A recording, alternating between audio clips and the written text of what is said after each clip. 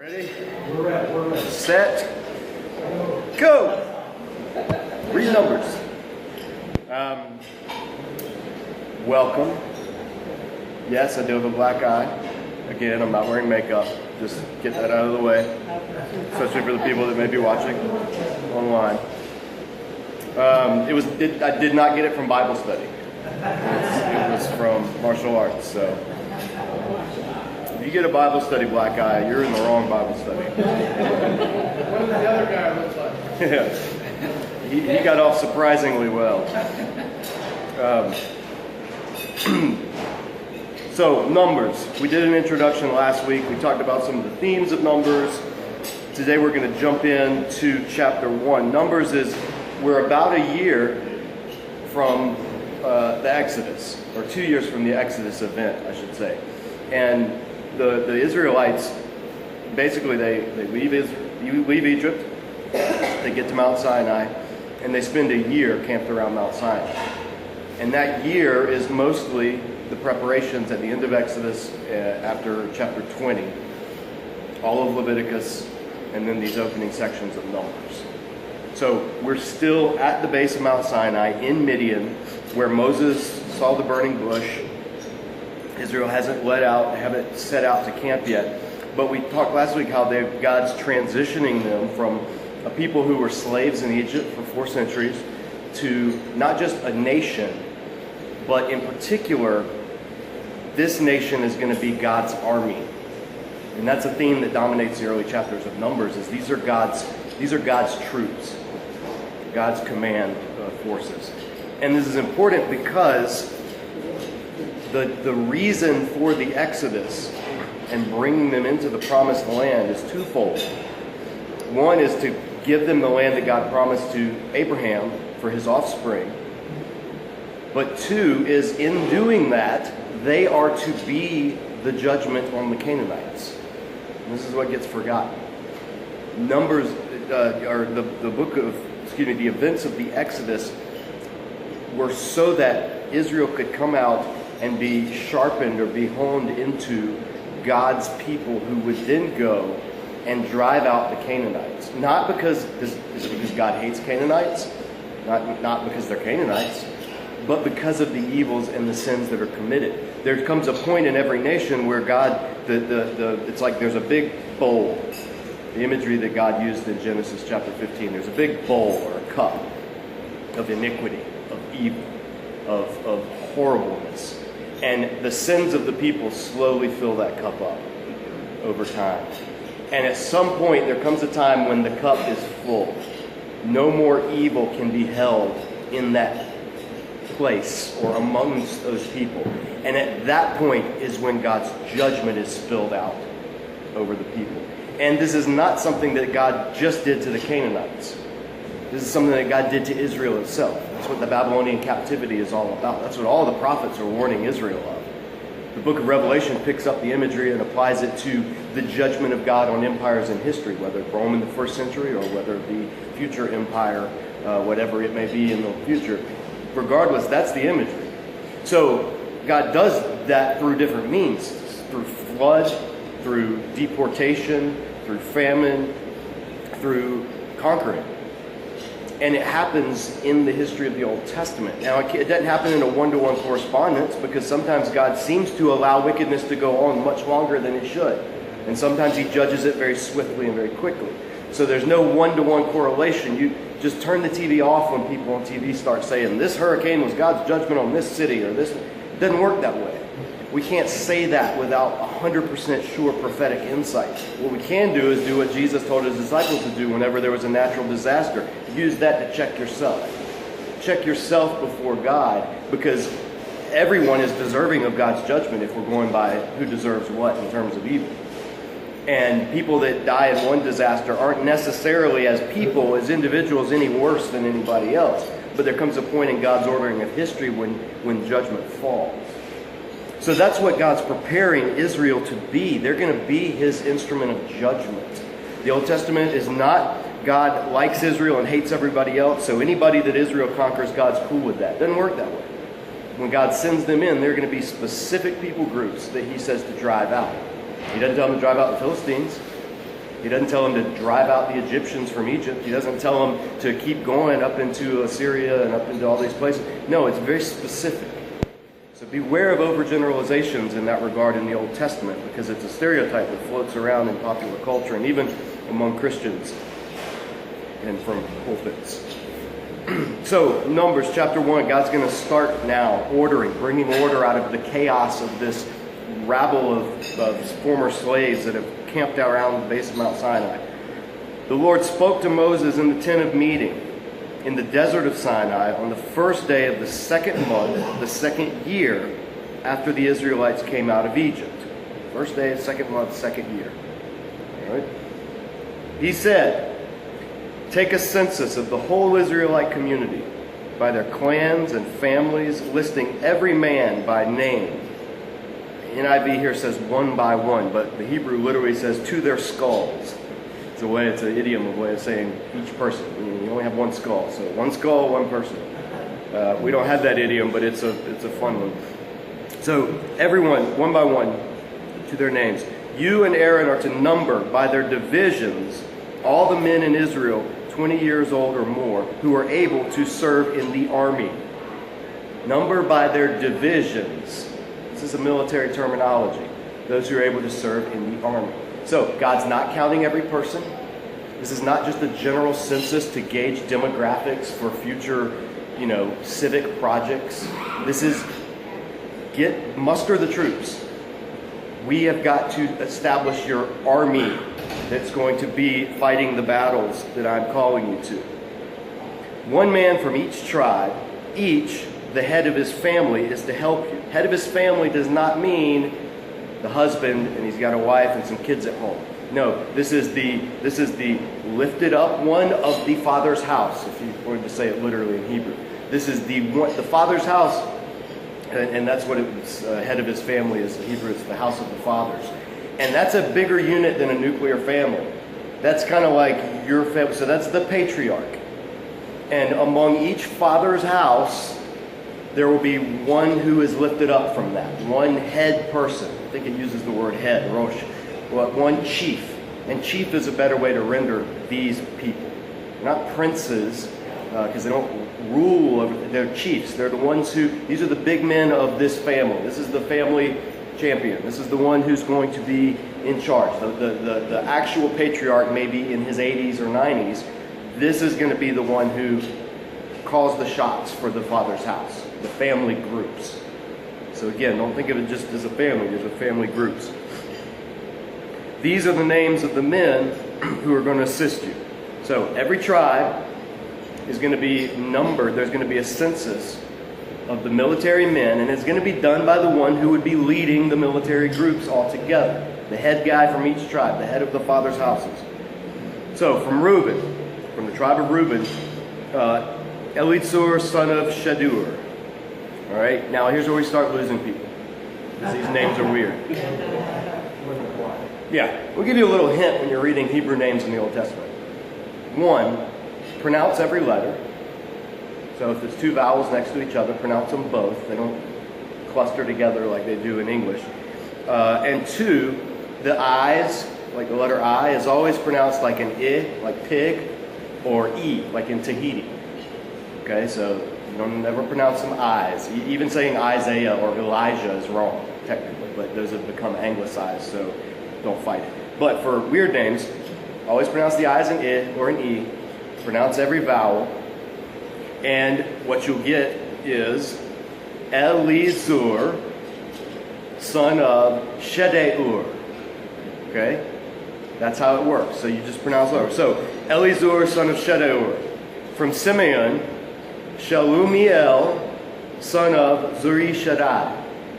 Okay? This is how it works. I'm not going to read all of them, but just to give you... From Judah, Nahshon, son of Aminadab. Okay? These names, he goes on to say, from Issachar, Nathaniel, son of Zuar. From Zebulun, Eliab, son of Helon. From the sons of Joseph, because there's two tribes among Joseph, remember, from Genesis. So from Ephraim, Elishama, son of Amihud. From Manasseh, Gamaliel, son of Pedazur. From Benjamin, Abidan, son of Gideoni. From Dan, Ahiezer, son of Ammishaddai. From Asher, Hagiel, son of Akron. From Gad, Eliasaph, son of Deuel. It's a tricky one because there's a bunch of vowels altogether. From Naphtali, Ahira, son of Enan. These are the men appointed from the community, the leaders of their ancestral tribes. They were heads of Israel. Heads of the, what do your Bibles say? Thousands. What? Thousands. Thousands? Clans? Yeah. So here's where we're going to ignore the translations because they don't agree in so many places. The word is Eleph. These are the heads of the Elephs. All right? Eleph. Now, Eleph is a Hebrew word, like Eleph, like the English word elephant. Eleph. E-L-E-P-H. Eleph has a range of meanings. At its most basic, Eleph means ox, like a bull. Eleph also means company or division. Eleph also means clan. Eleph also means 1,000. This is the range of meaning that the word Eleph has. Now, the reason I'm harping on this is because the biggest problem in the book of Numbers that scholars have always had is the numbers of people. Because taken at face value, the numbers that we're about to see result from the census would yield a population of between 2 and 3 million people. Now, we think big deal. Well, Metro Charlotte's got what, 1 million people? Give or take? So like 3 cities of Charlotte camped around one mountain? How's that going to work? Moving through the Red Sea in a day? Even if they moved all at once, 10 wagons wide. So let's say every family had its own little wagon, which is not even true then. But let's say they did. And you stacked them 10 wide. And they all set out. That train of wagons would be 250 miles long. When Moses speaks to all of the children of Israel, how you speak to 3 million people? When God provides manna and quail in the wilderness? These are the questions that skeptical scholars have looked at and asked. The response from literalists who said, no, Eleph means 1,000, and these are the numbers of thousands of people, is they've said, well, God created the world. The rest is just easy. And that's true. You know, how could God provide for this many people in the wilderness? Because he split the Red Sea. Like, he's going out of his way in the book of Exodus to show, I can handle the natural elements. Okay? So it's not a question, when you get to the book of Numbers, of saying, well, that's just too big to be believable. Because God can do the unbelievable. So it's not that. That shouldn't be the objection. It is for skeptical scholars and those who say, well, the supernatural can't happen, and these are Hebrew folk tales that were collated over the years, blah, blah, blah, blah, blah. But that's not how we approach it as followers of Jesus who put his stock in the Old Testament. However, that doesn't mean that we have to embrace a crass literalism, which seems to introduce impossibilities into the text, which conflict with other parts of the text. For instance, there are passages where God talks about Israel, in Exodus 23, verse 29, and it's also in Deuteronomy 7, it says, you were the least of all the peoples. You were the smallest of the nations. Well, that's weird if their population is 3 million people. Because at the time, in all of Canaan, at that time, there might have been 1 million people. Maybe. The size of Israel's army, in comparison to armies of the ancient Near East, would be overwhelming. Israel, the entire nation of Israel, was panicked on the bank of the Red Sea. Now, first you got to fit 3 million people on the bank of the Red Sea. Even shoulder to shoulder, that's going to span acres and acres and acres bigger than any shoreline of the Dead Sea. But beyond that, they get panicked, and this is back in Exodus, they get panicked by 600 chariots. 600 chariots. Even if you were just chucking babies at the chariots as weapons, 3 million people would easily crush them. I don't recommend chucking babies as weapons, but even if you were going, the point is that the numbers that are given in the first chapter of Numbers, if you read them as thousands, and NIV does it, King James does it, New American Standard does it, they all just kind of translate Eleph as thousands. in the rest of this chapter. If you read it at face value, it doesn't seem to make sense with how that word Eleph is used elsewhere in Scripture. When Gideon is approached by God and he says, I'm the least of my family. My clan is the least among the tribe. He says, my Eleph is the least among the tribe. So to say Eleph means 1,000, and that's just what it is, there's some difficulties there. There's a couple of plausible things, and evangelical biblical scholars have noted this. So if you pick up a good study Bible, like Archaeology Study Bible has a whole article on the numbers and numbers. I'm sure ESV Study Bible and others probably do as well, newer ones especially. But they'll basically say, look, it works like this. Here's where scholars are divided. No one answer is free of difficulties.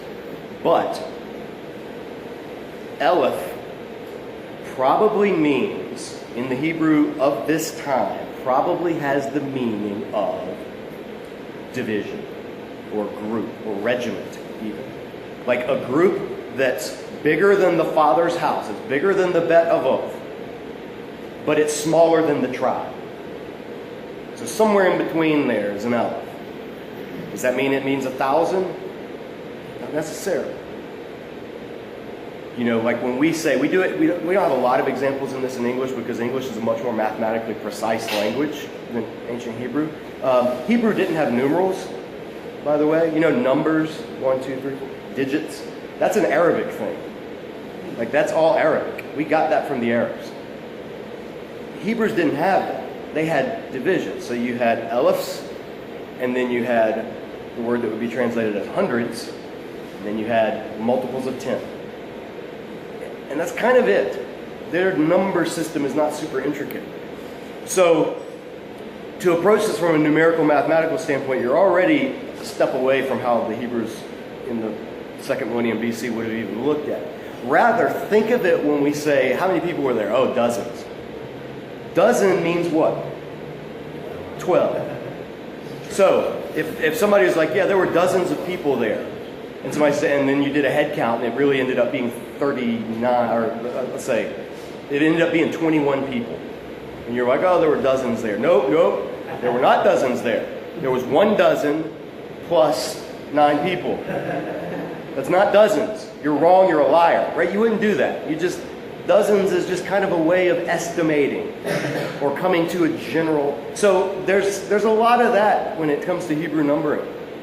They kind of round up or round down. 10s, 50s, 100s, Elephs. Anything beyond that is just too big to really get into. So why do I harp on this and why do we spend so much time on it? Because you may all have no problem believing in 3 million people being upheld in the desert by God and blah, blah, blah. But history, archaeology, everything we know about anthropology, everything we know about the state of things in the ancient Near East, all of that kind of speaks against this being literal numbers of this many thousands of people. However, you don't have to choose one or the other. Because you can say, well, that's fine. It's not talking about thousands, it's talking about Elephs. And Elephs are a numbering unit that's larger than 100, smaller than the tribe. So it could be anything. It could be groups of 150. It could be groups of, an Eleph could have 500 people, an Eleph could have 1,000 people. It could be different. Each clan's Eleph could be a different size. When Gideon says, my Eleph is the smallest or the weakest of all, his Eleph could be smaller than another tribe's Eleph. Okay, so whenever you're reading it, just put that in your mind. It's going to have apologetic payoff. Because some people, their stumbling block will be, I don't believe that the earth was created 6,000 years ago and God fed 3 billion people in the wilderness. Well, you can look at it and say, well, you don't have to believe that, because neither of those things are explicitly taught by the Bible. Some Christians believe it, and that's their interpretation that leads them, but you don't have, that's not where the rubber meets the road. So, how many Israelites then in the book of Numbers? Low-end estimate, it's going to give the number of the firstborn, and then the firstborn are going to be 22,273, I think. 22 Elephs plus 273. So that could give you like a low-end range. Let's say each family had a firstborn, then that'd be 22,000 families. All right? Low-end ballpark figure, 30,000 to 50,000 people, somewhere in there. High end, a couple 100,000, maybe 500,000. That's sort of the range that you have when you're thinking about this. Now that's a lot easier to picture God gathering. How many people, you guys are Panther football fanatics, how many people fit in Bank of America Stadium? 72,000. 72,000. Okay, so think of Bank of America Stadium, or maybe 2 or 3 Bank of American stadiums worth of people. You could camp out that many people around that side, right? You could speak to that many people, even if there was some transmission going on. You don't have to extrapolate that into the millions, and you don't have to because the text itself doesn't necessarily mean that. So that's the today that I want to kind of ingrain in us, because the opening chapter, Numbers, the whole book is divided by 2 lists of numbers. The census in chapter 1, the census in chapter 26. First generation census, the second generation census. So when you're reading these, for instance, let me buzz through the rest of this. These are the men appointed from the community of leaders, their ancestral tribes. These were the heads of the Eliphs of Israel. Moses and Aaron took these men, whose names had been given, and they called the whole community together on the first day of the second month. Again, that's really hard if you got 3 million people.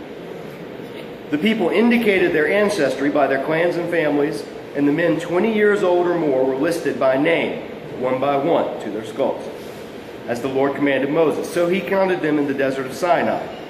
And then here's the census.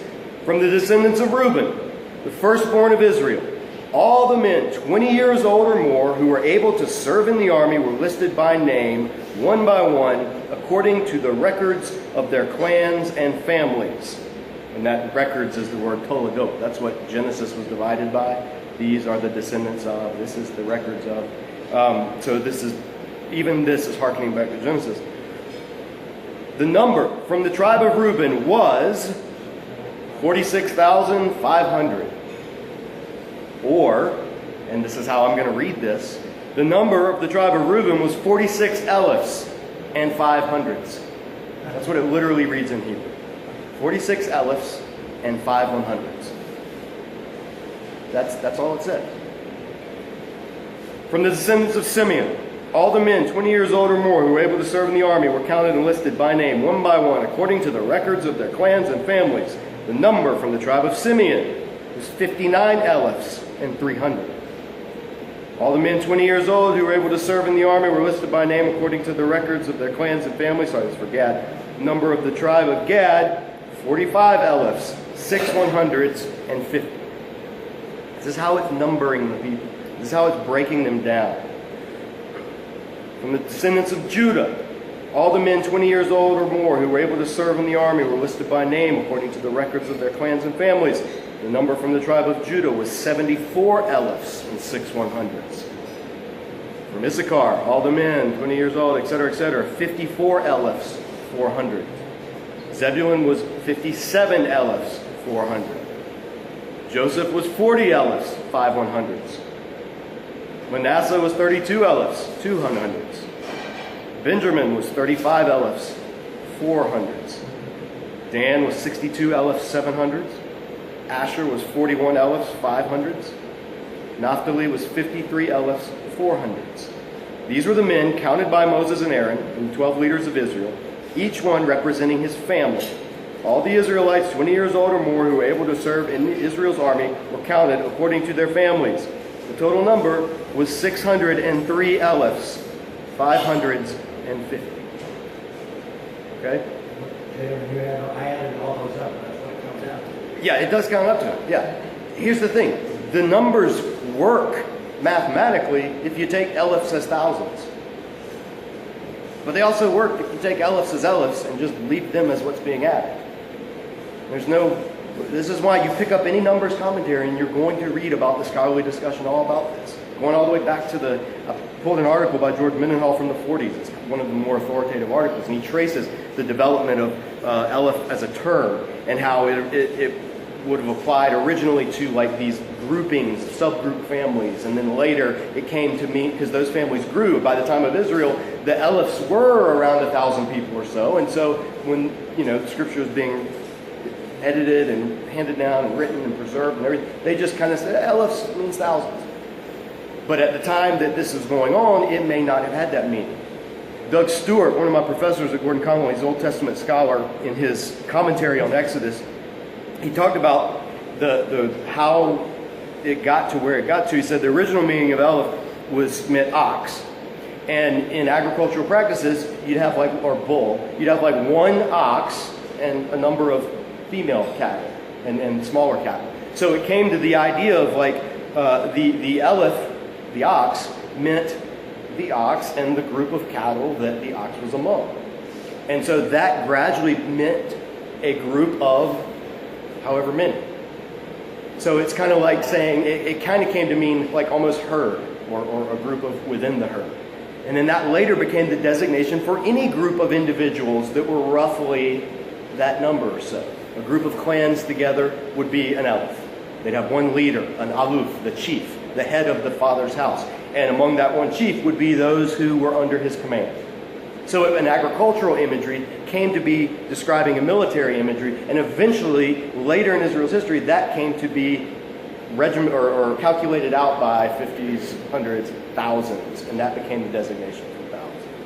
So, regardless, if your eyes are glazing over and you're like, I don't care, just get to the point. Well, the point is, God is numbering his people according to organized subunits that can be given commands for military procedures. He's making an army. Those of you that have ever served in the army, you know, regimented in the army. You've got the rank, and this is over this many people. And then this guy's over this many of these guys who are over this many people. And all the way up. Well, God's doing that in Israel. He's creating them as his army. And he lists them by their clans, by their family names. Each tribe gets its day. Each tribe gets its official registry in the army of God. Now that, for us, that's not a big deal. But if we had been enslaved for 400 years, you better believe we'd be extra proud of that. My family, my clan, my tribe, on this day is counted in the official records of our people. In the eyes of everyone, we have a place. And so that's part of why this is preserved so heavily. It's why genealogies are preserved in the Bible. Has anybody ever been acknowledged in a book? Like somebody wrote a book and in the acknowledgments, a couple of people have. When you get the book, when you get your copy of the book, that's the first thing you look at, right? My friend Carmen, Dr. Carmen Imes, she made a great analogy of this on when she preached at the Wheaton Chapel on Numbers. And she was saying, the first thing I do when I get this book by my, at that time, PhD advisor or professor, I flip to the acknowledgments. There's my name. I helped. I tracked down the footnotes. I formatted the bibliography, whatever. My name's right there. So I had meaning for her. The rest of us don't give a rip. I skip the acknowledgments every time because I don't care who the authors. It's just like, we don't care. Okay, you dedicate it to your niece. Yay. I don't know your niece, so it has no meaning for me. But for Israel, this is kind of their call out, their acknowledgement, their dedication at the beginning. Last thing I'll mention, and then we're out of here. The names at the beginning of the Numbers list. The names of the chiefs, the alufs, the ones who are the heads of the father's house. Their names, if you don't know Hebrew, their names just sound weird. But their names all have meaning. From Reuben, the guy was, my God is strong, son of Shaddai is light. Shaddai is another word for God, exalted, almighty. So the names, my God is strong, God is light. The name Shlumiel means my peace is God. And he was the son of my rock is Shaddai. These are really impressive, pious, holy names. These names have meaning. And in general, they're all positive. The funny one to me is Issachar, Nathaniel, son of Zuar. Nathaniel literally means God's gift. So if you know anybody named Nathaniel, they are literally God's gift. Whether they're God's gift to women is up to them, obviously. But the names have meaning. And if you go through and you look at the meaning of these names, they're all positive and pious. They're all impressive sounding names. God is my rock. My strength is the Almighty. All this kind of. But here's the thing, and it's the irony of Numbers. These names, these leaders are going to be the very ones who, when the spies bring back the report, these leaders are the ones who say, we can't do it. Let's go back to Egypt. God is my rock becomes surprisingly unaccepting of the fact that God could be his rock. Right? These leaders, it should be a hall of fame, and it becomes a blacklist. Because all of these leaders with these awesome sounding names are all going to die in the desert. Because they refuse to live up to that God is actually what their name says he is. And so that's going to be kind of the sad irony of the book of Numbers. But we're out of time. So next week we're going to pick up in Numbers 2. We're in the prep section, Numbers chapters 1 through 7 or so. Again, preparing Israel to move out. Get around chapter 10, Israel's going to move out, and then things crazy start happening. So we will see you next week. Thanks a lot, everybody. Next week.